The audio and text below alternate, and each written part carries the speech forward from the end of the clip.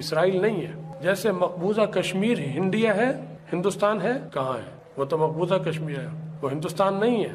وہ غصب کیا ہوا دھوس کی بنیاد پر بھارت نے اسے قبضہ کیا ہے. وہ بھارت نہیں ہے، وہ مقبوضہ کشمیر ہے. وہ ہندوستان نہیں ہے، وہ مقبوضہ کشمیر ہے. ایسے ہی یہ تحریک چلنی چاہیے کہ ہم اسرائیل مت کریں.